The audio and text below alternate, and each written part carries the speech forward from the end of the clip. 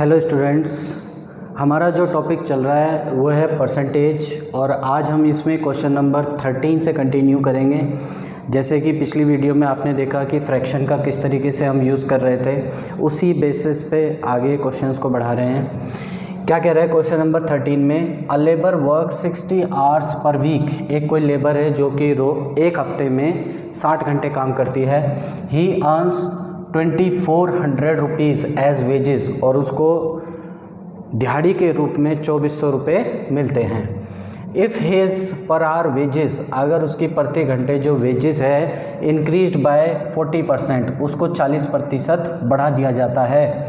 And duration of work reduced by 16 to 3%, और जितने घंटे उसको काम करना पड़ता था अब उससे 16 to 3% कम काम करना पड़ता है। Find the percentage change in his income, तो उसके इनकम में प्रतिशत वाइज कितना बदलाव आएगा।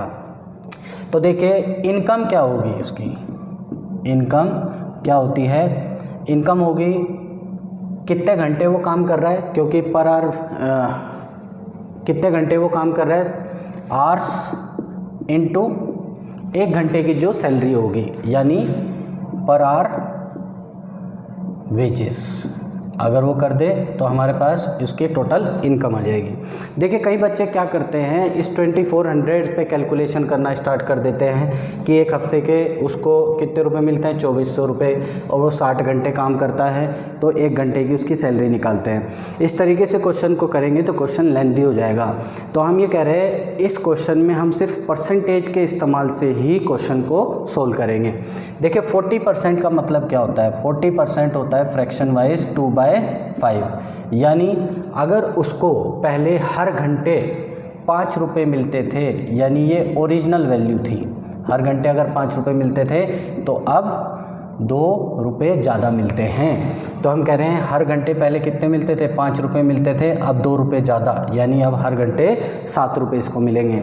16 to 3% कितना होता है, ये होगा आपका 1/6 फ्रैक्शन, यानी ओरिजिनल वैल्यू थी 6, अब क्या हो गया 1 इस पे डिक्रीज़ हो जाता है, 1 क्या हो रहा है, डिक्रीज़ हो रहा है, यानी ओरिजिनल वैल्यू, यानी पहले 6 घंटे काम करता था तो अब 1 घंटे कम, तो कितने घंटे काम करेगा, 5 आवर्स काम करेगा। 6 × 5 30, तो पहले 30 रुपये इनकम थी, 5 7 35, अब इनकम है इसकी 35 रुपये।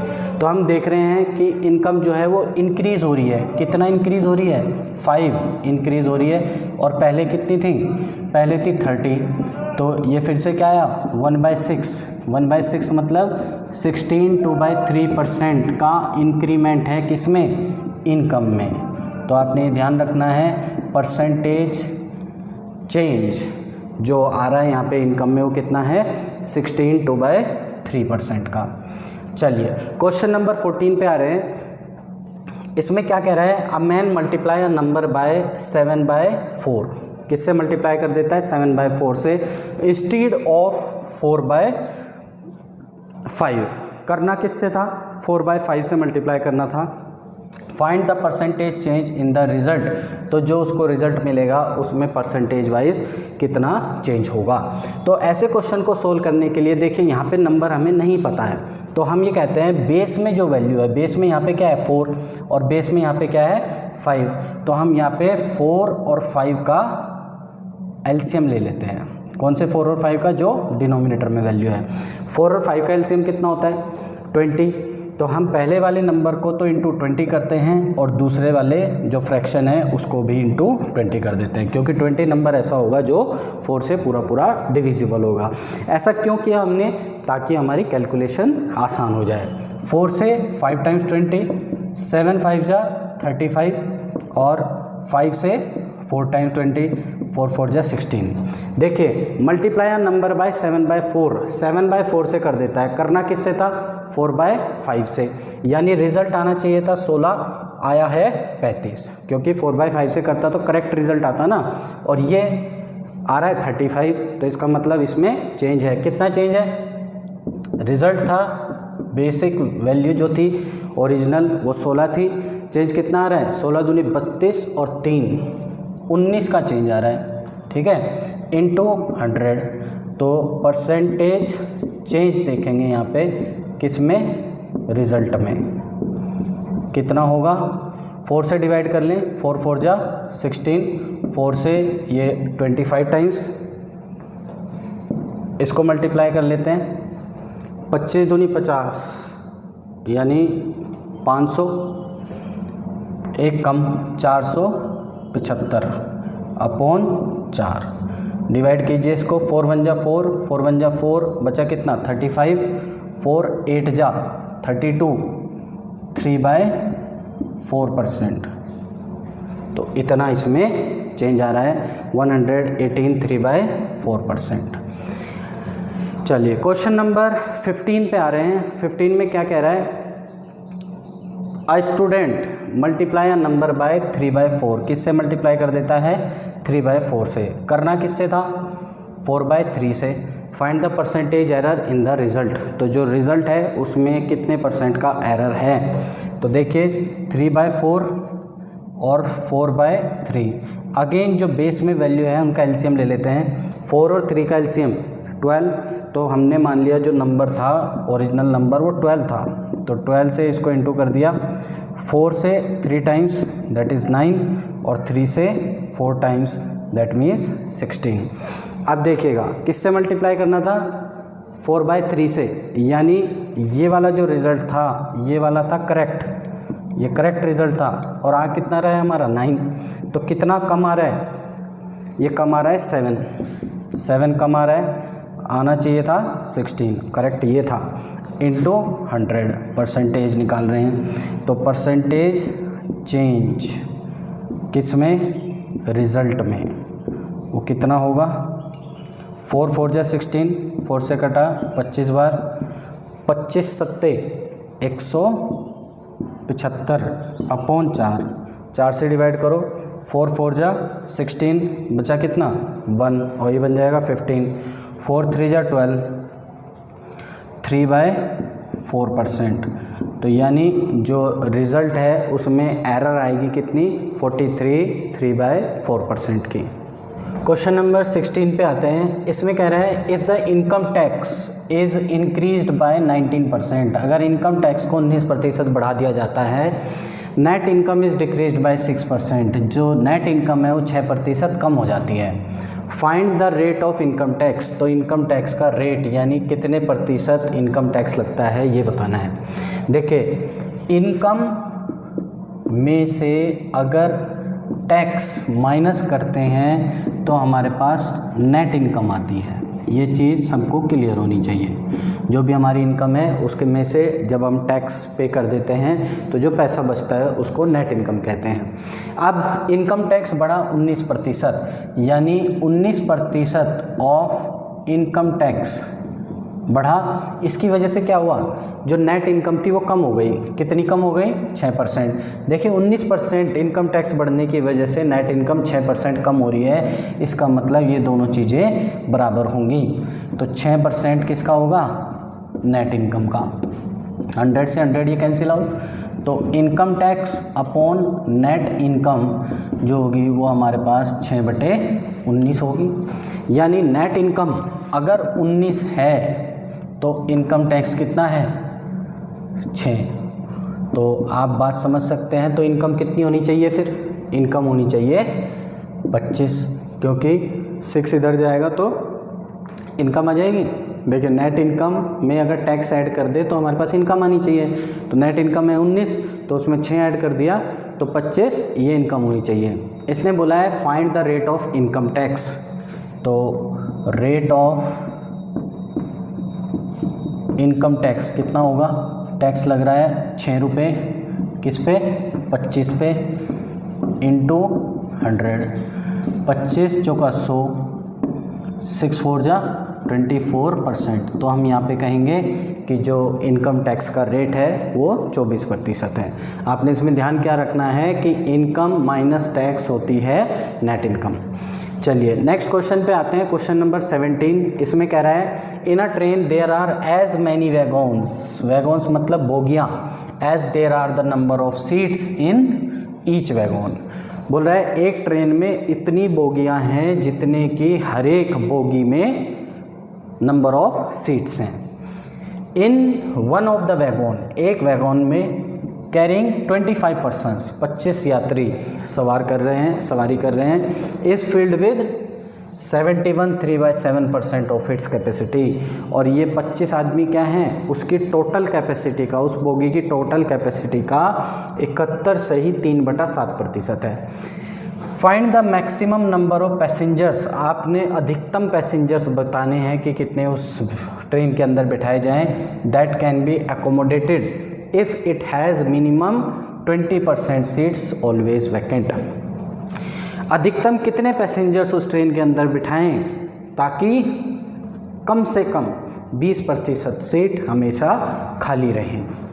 तो सबसे कंप्लीट इन्फॉर्मेशन हमें सबसे पहले ये मिल रही है कि एक डब्बे में 25 लोग बैठे हैं और वो कितना भरा हुआ है, 71 3/7%। देखिए 71 3/7% ऑफ टोटल कैपेसिटी, ये बात क्लियर होनी चाहिए। जो भी उसकी टोटल कैपेसिटी थी उसका 71 सहित 3/7% वो भरा हुआ है और उसमें कितनी सवारियां बैठी हैं, 25 सवारियां बैठी हैं। ठीक है, अब हम ये देखते हैं 71 3/7% कितना फ्रैक्शन होता है। 1/7 होता है 14 2/7%। तो ये जो है इसका 14 5 जा 70 होता है। देखो यानी 14 2/7% का अगर हम 5 गुना कर लें तो 71 3/7% आना चाहिए। ये मैं अप्रोक्सीमेट लगा रहा हूँ, लेकिन आपको ये वैल्यूज़ याद होनी चाहिए। तो ये कितना होगा, 5/7%, 5/7 फ्रैक्शन। तो हम बोलेंगे 5/7 ऑफ टोटल कैपेसिटी बराबर है 25। तो 5 जा 25 यानी x बराबर 35। तो क्या कहेंगे कि उस बोगी के अंदर एक बोगी में 35 लोग बैठ सकते हैं। और इसने क्या कहा है, in a train there are as many wagons as there are the number of seats in each wagon. यानी पूरी ट्रेन में कितनी सवारियां बैठ पाएंगी, आप मल्टीप्लाई कर सकते हैं 35 × 35, पूरी ट्रेन में इतनी सवारियां बैठ पाएंगी। लेकिन क्या कह रहा है, हर बोगी में 20% सीटें खाली होनी चाहिए। देखिए हर बोगी में अगर 20% सीटें खाली होंगी तो 35 का 20% कितना हुआ, 20% 35 का 10% होगा 3.5, तो 20% हो जाएगा 7। तो यानी हर एक बोगी में कितने लोग बैठेंगे, 28 लोग बैठेंगे।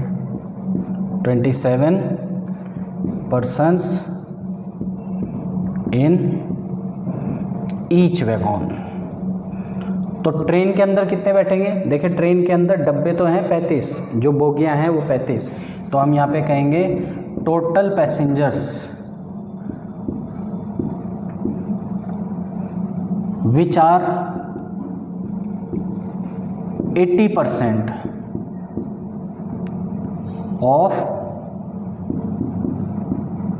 Trains capacity. ट्रेन की कैपेसिटी का जो सिर्फ 80% है, क्योंकि 20% तो खाली छोड़ दी हमने। तो ट्रेन में बोगियाँ कितनी होंगी, 35, क्योंकि हर एक बोगी में 35 जने आते हैं और 35 ही बोगियाँ होंगी। इनटू हर बोगी में कितने लोग बैठेंगे, 28 लोग, क्योंकि 20% सीटें खाली छोड़नी हैं। तो इसको मल्टीप्लाई कर लें, 35 दूनी 70। देखिए अगर मैं आपको रिमाइंड कराऊं कि मल्टीप्लाई हम कैसे करते थे 2 डिजिट नंबर को, 8 5 जा, पहले इसको मल्टीप्लाई करते थे 40, 0 कैरी 4, 8 3 जा 24, क्रॉस में मल्टीप्लाई, और 5 2 जा 10, 24 और 10 34, 34 प्लस 4 38, 38 का 8 कैरी 3।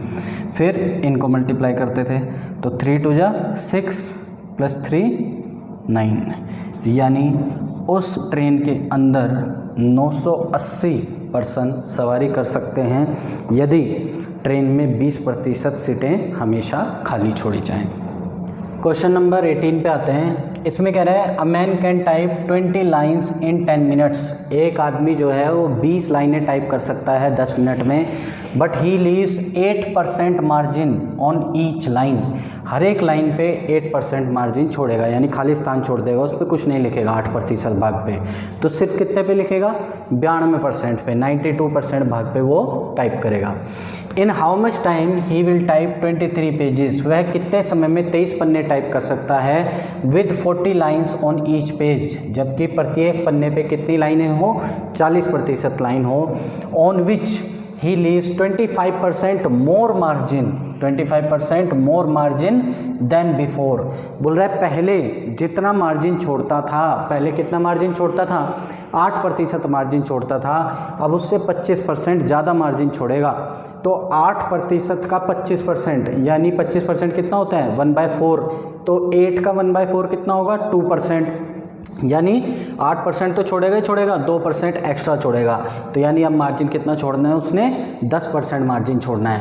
तो हम कहते हैं टाइम एंड वर्क के क्वेश्चन में जैसे हम करते थे, एफिशिएंसी क्या होती है? देखो, एफिशिएंसी होती है वर्क अपॉन टाइम, ये एफिशिएंसी होती है। तो एफिशिएंसी निकालते हैं इसकी। एफिशिएंसी कितनी होगी इसकी? काम कितना करता है? देखिए 20 लाइनें टाइप करता है, 20 लाइन टाइप करता है कितने समय में? 10 मिनट में। लेकिन उस 20 लाइन के कितने भाग पे लिखता है? क्योंकि जो प्रोडक्टिव वर्क है इसका वो तो सिर्फ कितना होगा? 92% होगा, क्योंकि 8% तो उसने मार्जिन छोड़ दिया। तो इसका कितना पार्ट करेगा ये? 92%। तो ये इसकी एफिशिएंसी हो जाएगी, 10 मिनट में इतना काम करेगा ये। 0 से 0 कैंसिल हो कर दें, तो एफिशिएंसी होती क्या है? Work upon time. और टाइम किस हिसाब से निकालते हैं हम? फिर पर मिनट के हिसाब से निकालते हैं। अब देखिए टाइम पूछा गया है, अब इसने काम कितना करना है? 23 पेजेस इसने टाइप करने हैं, ठीक है। हर एक पेज पे कितनी लाइनें हैं? 40 लाइनें हैं। और उन 40 लाइनों के कितने प्रतिशत भाग पे ये लिखेगा? देखिए 25% एक्स्ट्रा मार्जिन देन बिफोर। 8% तो छोड़ ही रहा था, अब 25% और ज़्यादा, यानी 8 का 25% 2% और, तो 10% अब मार्जिन छोड़ेगा। तो लिखेगा कितने पे? 90% पर भाग पे ही ये अब टाइप करेगा। और एफिशिएंसी कितनी है इसकी? 2 × 92% की। यहाँ तक बात क्लियर है? देखो इसको डिवाइड करो, 92 डिवाइड हो रहा, ये परसेंटेज तो कैंसिल हो जाएगी इससे। 23 से 92 कितनी बार डिवाइड होगा? 23 दूनी 46, 4 बार, और 4 से 10 टाइम्स, 2 से ये कटा 5, तो ये आया 9 × 5 दैट इज़ 45, और ये इसकी एक 0, यानी 450 मिनट का इसको समय लगेगा।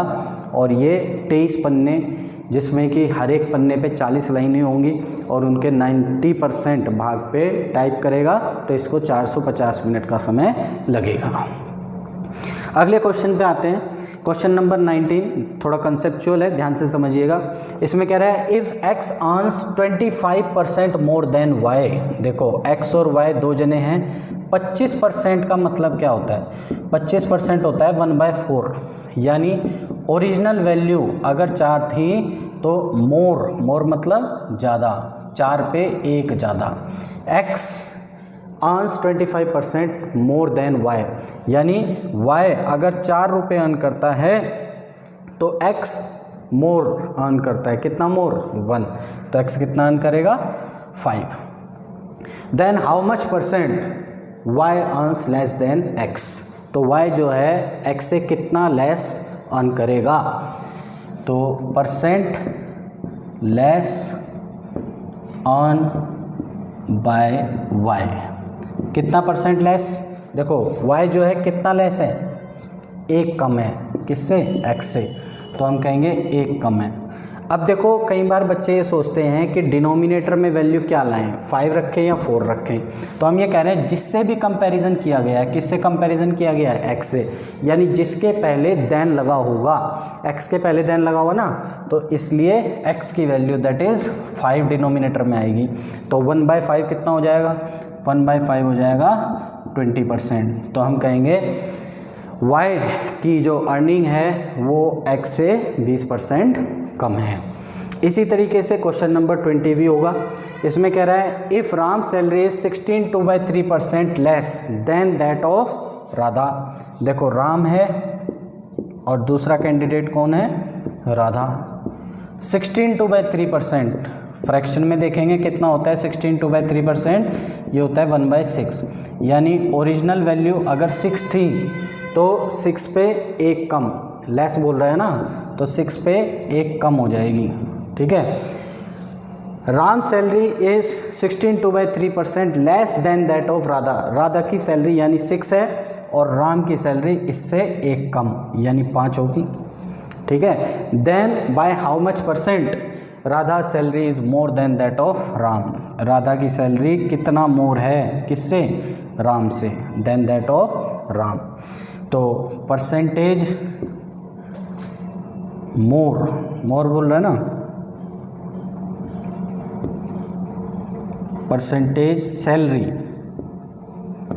More of Radha. कितनी ज़्यादा है, देखिए राधा की सैलरी 1 ज़्यादा है, किससे, राम की सैलरी से। तो यानी बेस बनेगी राम की सैलरी। तो 1/5 फ्रैक्शन अगेन कितना हो जाएगा, 20%। तो हम कहेंगे राधा की सैलरी जो है राम की सैलरी से 20% ज़्यादा होगी। क्वेश्चन नंबर 21 पे आते हैं। इसमें कह रहा है if 60% of students in a school are boys. अगर किसी स्कूल में जो छात्र हैं टोटल, उसमें से 60% लड़के हैं, and number of girls is 972, और लड़कियों की संख्या कितनी है, 972। तो how many boys are there in the school. तो उस स्कूल के अंदर लड़कों की संख्या कितनी है। देखिए 60% देखते हैं सबसे पहले कितना होता है। 60% होता है 3/5। यानी अगर स्कूल के अंदर टोटल स्टूडेंट्स कितने हैं, 5 हैं, तो उसमें से 60% बॉयज़ यानी 3 लड़के हैं। अगर 3 लड़के होंगे 5 में से, तो लड़कियां कितनी होंगी, 2, और लड़कियां दी गई हैं 972। तो हम बोलेंगे 2 यूनिट जो है वो 972 के इक्वल है। तो 1 यूनिट कितने के बराबर आ जाएगा, 2 4 जा 8, 2 8 जा 16, 2 6 जा 12, 486। तो बॉयज़ कितने हैं, देखें बॉयज़ हैं 3 यूनिट। तो अगर आप इसको ऐड कर लें तो आपके पास 3 यूनिट आ जाएगा, that is number of boys. 6 2 8, 8 7 15, और 9 1 10, 4 14, 1458 इतने होंगे बॉयज़। तो आप समझ पा रहे हैं। देखिए फ्रैक्शन में अगर कैलकुलेशन करते हैं तो आपको कम समय लगता है। हमने डायरेक्टली देखा कि 60% 3/5 फ्रैक्शन के इक्वल होगा, यानी टोटल स्टूडेंट स्कूल के अंदर अगर 5 हैं तो उसमें से लड़के कितने हैं, 3 होंगे, और लड़कियां कितनी होंगी, फिर 5 में से 3 तो लड़के हो गए, 2 बचेंगी लड़कियां, और वो 2 यूनिट यानी 2 रेशियो एक तरीके से 972 के बराबर है। तो 1 यूनिट कितना होगा, 972 का आधा। तो 3 यूनिट हमको निकालना था क्योंकि नंबर ऑफ बॉयज़, तो हमने इनको जोड़ दिया 1458। क्वेश्चन नंबर 22 पे आ रहे हैं। इसमें कह रहा है if a student scores 25% marks. अगर एक छात्र के 25% अंक आते हैं, then he is failed by 210 marks. तो वह 210 नंबर से फेल हो जाता है। But if he scores 55% marks. यदि उसके कितने प्रतिशत अंक आते हैं, 55% अंक आते हैं, then he gets 240 marks more than the passing marks. तो उसके पासिंग मार्क्स से कितने नंबर अधिक आते हैं, 240। Find the passing percentage. तो आपने बताना है कि कितने प्रतिशत अंक वह लेके आए कि वह पास हो जाए। तो देखिए पहले इसको थोड़ा बेसिक में समझ लेते हैं। हम कह रहे हैं ये मानो यहाँ पे पासिंग परसेंटेज थी, उसके कितने मार्क्स आए, उसके आए 25% मार्क्स, और वो फेल हो गया कितने से, 210 से। यानी 25% में अगर 210 अंक जोड़े जाएं तब उसके एक तरीके से पासिंग परसेंटेज या पासिंग मार्क्स आएंगे। ठीक है, और दूसरे केस में क्या हुआ, उसके आए 55% नंबर। कितने नंबर आए, 55%, लेकिन उसके कितने नंबर अधिक आए, 240 नंबर अधिक आए, किससे, पासिंग मार्क्स से। ठीक है, चलिए अब यहाँ पे इसको पासिंग मार्क्स लिख लेते हैं। देखिए अगर मार्क्स की बात होगी तो वैल्यू इस तरीके से आएगी, अगर परसेंटेज की बात होगी तो उसके साथ परसेंटेज का साइन लगेगा। तो हमसे पासिंग परसेंटेज पूछा गया है, तो हम ये कह रहे हैं कि अगर पासिंग मार्क्स की बात करें तो 25% में 210 अंक जोड़ने पड़ेंगे तब पासिंग मार्क्स आएंगे। और इधर से अगर देखें तो 55% में से 240 घटाने पड़ेंगे तब पासिंग मार्क्स आएंगे। तो हम कह रहे हैं टोटल मार्क्स यानी जितने नंबर का जो पेपर था वो मान लिया हमने अगर x, तो 25% ऑफ x में अगर जोड़ें कितने 210 नंबर तो पासिंग मार्क्स आ जाएंगे। और ये बराबर होंगे पासिंग मार्क्स किसके, अगर 55% में से किसका, टोटल मार्क्स का 55% में से 240 घटा दिया जाए। ये बात क्लियर है। तो 55% ऑफ x इधर आए, इधर लेके जाओ इसको, 55 में से 25 माइनस होगा तो कितना बचेगा 30% ऑफ x, और 210 प्लस 240 हो जाएगा इधर आके यानी 450। 30% 450 है, 0 से 0 कैंसिल, 3 से 15 बार 45 यानी x बराबर 1500। इसका मतलब क्या हुआ कि 1500 नंबर का टोटल पेपर होगा। अब 25% तो यहाँ पे अर्जित कर ही रहा है, 210 और लाने हैं, तो हम ये कह रहे हैं ये 210 देख लो कितना परसेंट होगा किसका, 1500 का, उतने ही और लाने पड़ेंगे इसको और ये पास हो जाएगा। 0 से 0 कैंसिल, 0 से 0 कैंसिल हो गई, 3 से 5 टाइम्स और 3 से 7 टाइम्स, ये कितना हुआ 14%। तो हम ये कह रहे हैं कि ये जो 210 है ये 14% है। दैट मीन्स अगर 25% में 14% जोड़ दिया जाए तो वो पास हो जाएगा। तो पासिंग परसेंटेज कितनी होगी 25% प्लस 14%, दैट मीन्स 39% ये पासिंग परसेंटेज होगी। दूसरा तरीका इसका क्या था, 55% में से 240 कितना परसेंट है 1500 का उतना माइनस कर लेते, तो इससे भी मैं करके दिखा देता हूँ आपको। 240 देख लेते कि 1500 का कितना परसेंट है इंटू 100, 0 से 0 कैंसिल, 3 इसको 5 से डिवाइड कर लो, 5 3 जा 15 और 5 से 5 4 जा 20 और 5 8 जा 40, 16 3 48, 16%। दैट मीन्स ये 240 जो है ये कितना है, ये है 16%। तो 55 में से 16% माइनस करोगे तो यहाँ आ जाओगे पासिंग मार्क्स पे, और यहीं से फिर आपको पासिंग परसेंटेज निकल जाएगी। 55 में से 16 माइनस कर दिया तो 55% में से 16% माइनस कर दिया। देखो 55 में से पहले 10 घटाओ तो 45 और 6 और घटाओ तो 39%। तो हम ये कहेंगे कि दोनों तरीके से किया जा सकता है क्वेश्चन, या तो 25% में ये ऐड कर दो 14% तो आपके पास पासिंग परसेंटेज आ जाएगी, या 55% में से 16% माइनस कर दो तो आपके पास पासिंग परसेंटेज आ जाएगी। कई बार ऐसा भी पूछ लेता है कि पासिंग मार्क्स कितने थे, पासिंग मार्क्स कितने थे, उसमें क्या करना पड़ता है, पासिंग मार्क्स निकालने के लिए क्या करना पड़ता है, देखिएगा 25% देख लो यहाँ पे कितना है, 25% कितना होता है 1/4, तो 1/4 कर लेंगे किसका, टोटल मार्क्स का, दैट मीन्स 1500 का। 4 से कटा, 4 3 12, 3 0 7 या 28 और 5 375, ये 25% है, ठीक है। 25% में 210 और जोड़ना पड़ेगा तब हमारे पास पासिंग मार्क्स आ जाएंगे, क्योंकि 210 नंबर कम आ रहे हैं ना उसके, तो 5 8 3 तो 585 क्या होगा यहाँ पे पासिंग मार्क्स हो जाएंगे। दूसरा केस क्या हो सकता है कि 55% अंक निकालो टोटल कितने हैं और उसमें से 240 फिर माइनस करने पड़ेंगे तो आपके पास पासिंग मार्क्स आ जाते हैं। तो परसेंटेज और मार्क्स में भी आपको फ़र्क पता चल गया। दूसरा तरीका क्या है, हम ये कहते हैं कि पहले केस में तो उसके कितने नंबर आ रहे हैं 25%, और जब 25% नंबर आ रहे हैं तो वो कितने नंबरों से फेल हो जा रहा है, यानी पासिंग मार्क्स से उसके 210 कम आ रहे हैं। और जब वो लेके आया 55% नंबर जब लेके आया कितने 55, ये दूसरा मेथड मैं आपको बता रहा हूँ, एग्ज़ाम में आप इसको अप्लाई करेंगे तो आपका क्वेश्चन जल्दी हो जाएगा। 25% लेके आ रहा है तो 210 से फेल है, और 55% लेके आ रहा है तो कितने नंबर ज़्यादा हैं 240।